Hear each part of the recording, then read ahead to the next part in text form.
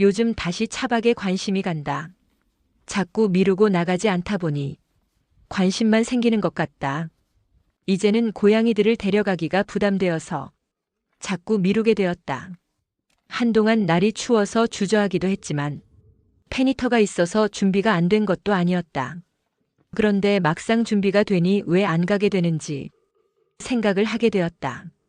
대신 가까운 곳의 절은 당일로 방문하기도 했지만 아무래도 마음먹고 하루를 보낸 후에 차에서 먹을 것도 데워 먹고 아침이나 새벽의 분위기도 느끼는 차박을 대체하기는 힘든 것 같다.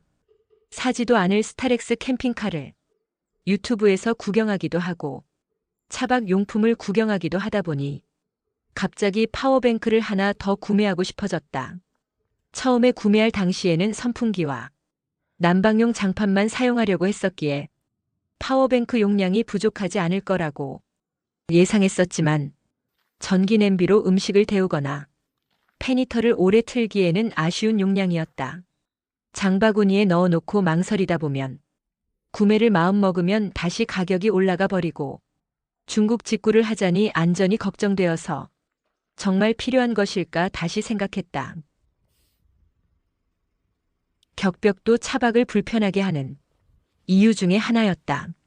격벽이 있어서 공간이 분리되는 건 좋지만 문이라도 달았으면 좋겠다는 생각에 요트용 해치문을 검색해보고 작업하는 김에 천정 엠보싱도 같이 캠핑카 업체에 문의를 했다.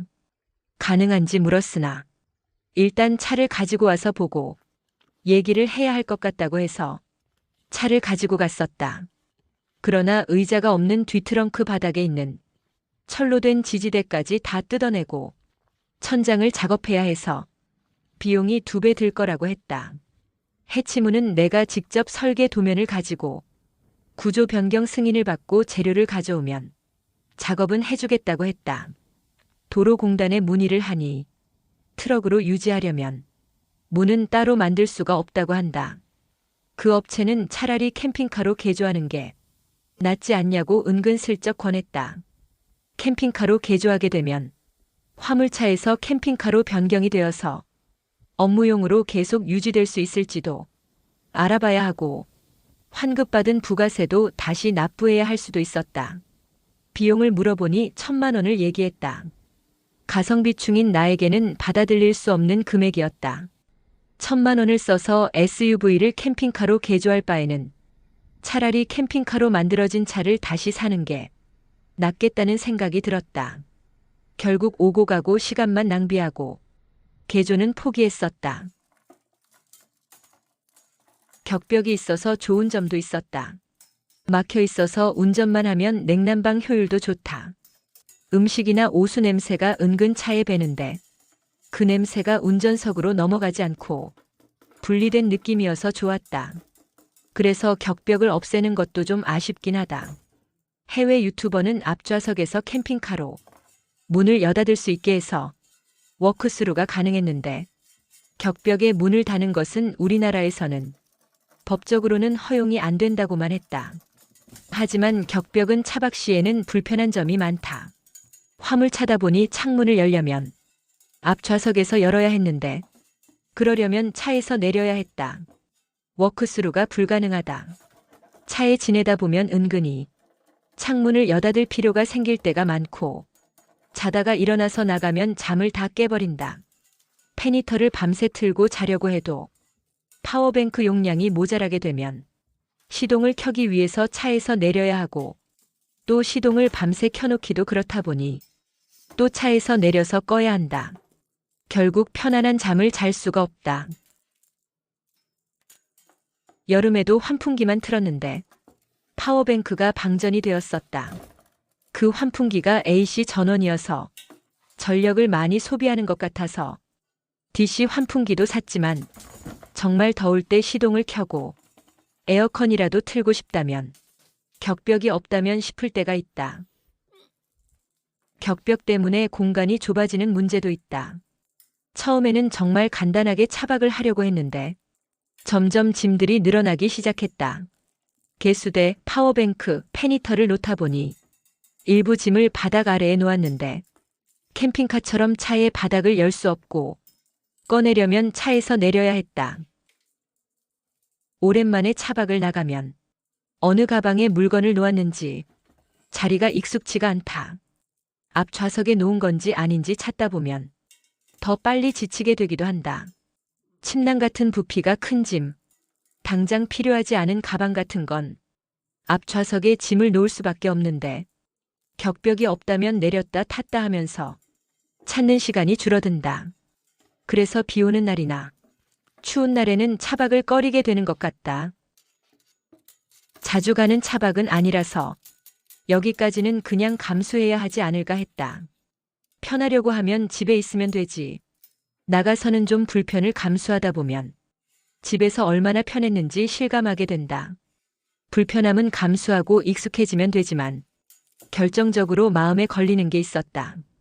만약 위험한 일이 생겼을 때 차에서 내리지 않고 바로 이동하려면 워크스루가 가능해야 하는데 격벽에 문도 달 수 없으니 차에서 내려야만 운전이 가능했다. 여자 혼자 떠나는 차박이라서 안전에도 신경이 쓰이는 건 어쩔 수 없다. 격벽을 제거할 수 있는 다른 방법은 이동식 업무차로 개조하는 것이었다. 그게 비용도 덜 들고 업무용 차로 계속 유지할 수도 있었다. 이동식 업무차로 개조가 가능한 가성비 있다는 업체에도 문의했다. 하는 김에 천정 엠보싱도 같이 하려고 했다.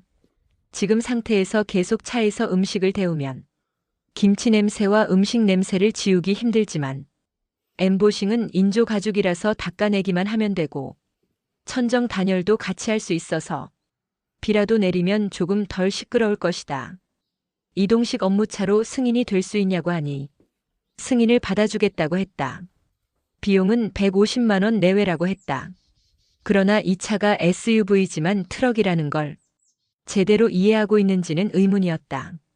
그러나 가성비 있다는 업체인데 천정 엠보싱 가격은 일반 업체보다 훨씬 비싸게 불렀다. 그래서 총 비용이 250에서 300을 예상해야 한다. 파워뱅크 증설은 또 별개였다. 알아보다 보니 이동식 업무차로 변경하면 개조 비용과 구조 변경비로 끝나지 않았다.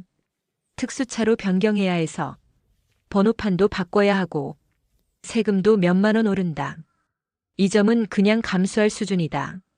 그러나 보험료도 몇십만 원 오르고 6개월에 한 번씩 검사를 받아야 한다. 이건 조금 생각해 봐야 할 것 같다. 6개월 동안 차박을 6번이나 갈까 싶기도 한데 구조 변경을 하고 자주 갈지는 모르겠지만 10번도 안 되는 차박을 위해서 6개월에 한 번씩 검사를 하러 다니는 것은 좀 불편할 것 같다. 그리고 블로그에서는 이동식 업무차에는 개소세를 낼 필요가 없다고 한 것 같은데 제미나이에서는 화물차에서 특수차로 바뀌면서 개소세가 추가된다고 했다. 개소세에는 차량 가격과 구조 변경비를 기준으로 5%가 부과된다고 하는데 차량가액과 개조비를 합쳐서 2천만 원이라고 하면 개소세는 100만 원 정도라고 봐야 한다. 교육세 포함 약 6.5%를 추가로 내야 한다고 한다. 차량 가액은 잔존가치 기준이라서 연식이 오래된 차일 경우에는 큰 차이가 없어서 오래된 차가 유리하다. 어느 게 맞는지 모르겠지만 직접 SUV를 이동식 업무차로 개조하신 분 있으면 개소세가 추가되는지도 알려주셨으면 한다.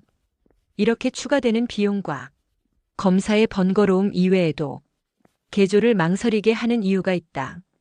지금까지 차박을 위해서 짐이 많이 늘어난 것도 차를 바꾸면 이것만 사면 차박이 편해질 거야 하고 차도 바꾸고 이것저것 사기도 했는데 오히려 나가는 횟수가 줄어들었다.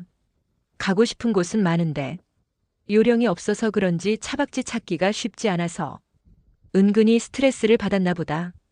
이것만 있으면 좋을 것 같아 하는 기대로 구조 변경까지 하고 나서 막상 생각처럼 차박을 나가지 않으면 후회할 것도 같다. 자주 가고 싶어도 주말에도 일이 생기는 때가 은근히 있기도 하고 차박 나가는 것도 사실 체력적으로도 부담이 되기도 해서 이래저래 안 나가다 보니 나가기가 더욱 부담스러워지는 악순환이다. 차박을 위해서는 격벽이 없는 게 좋고, 일상에서 운전하기에는 지금 이대로 구조 변경 없이 격벽이 있는 게 좋은 것 같다. 사람은 원하는 것을 얻으면 그 다음을 보게 된다. 가진 것을 보는 기간은 그리 길지 않다. 차를 바꾸고 분명 이전보다 차박이 편해졌지만 또 다른 이런저런 이유들로 완전히 만족하지 못하고 새로운 것을 찾는 게 사람인가 보다. 결국 구조 변경을 해도 완전히 만족하는 대신에 더 나은 것 좋은 것을 보게 될 수도 있다. 예전에는 가구나 가전도 되도록 좋은 것만 사려고 했다. 비싼 것을 사고 나서 오히려 이사 다닐 때 무게 때문에 힘들고 오래 안 쓰고 지인에게 주기도 했다. 이사도 자주 다니다 보니 이제 가구 같은 무거운 것은 쓰다가 이사할 때 부담 없이 가볍거나 그냥 버려도 아깝지 않은 걸 사게 된다.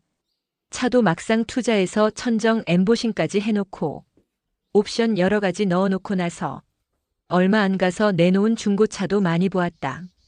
이런 이유들이 구조 변경을 하려는 선택을 망설이게 한다.